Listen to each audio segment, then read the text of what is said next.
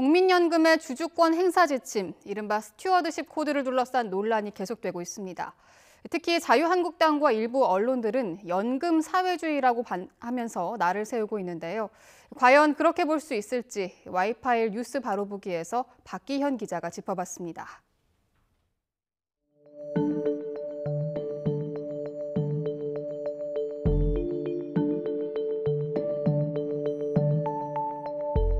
기어이 연금 사회주의로 가겠다는 그런 뜻이 아닌지 묻고 싶습니다.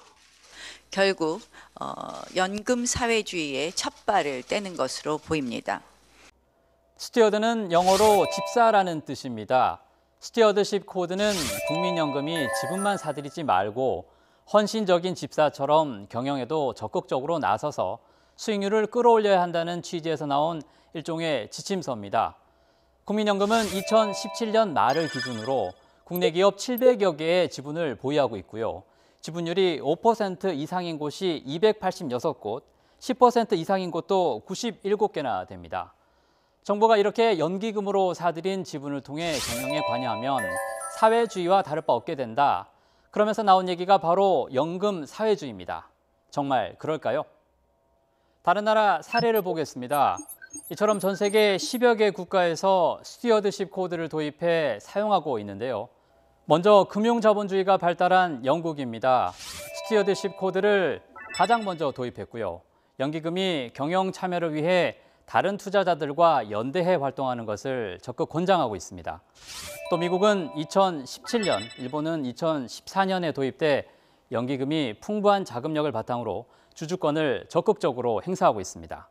캐나다 국민연금, 스웨덴 공적연금, 그리고 네덜란드 연기금 운용사 모두 다양한 형태의 주주 활동을 적극적으로 수행하면서 기업 가치를 높이는 역할을 하고 있습니다.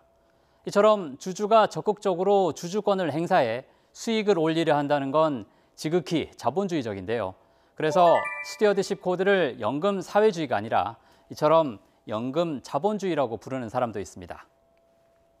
물론 우리나라에서는 보건복지부 장관이 기금운용위원회 위원장으로 있기 때문에 정부의 과도한 경영 개입을 우려하는 목소리도 있습니다.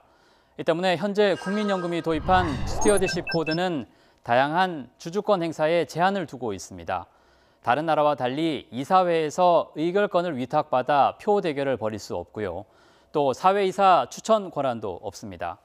또 민간 전문가로 이뤄진 수탁자 책임 전문위원회가 경영에 참여할지를 먼저 판단하기 때문에 일종의 견제 장치도 마련돼 있습니다. 적어도 이런 제도와 가이드라인을 지킨다면 연금 사회주의라는 주장은 설득력을 얻기 어렵습니다.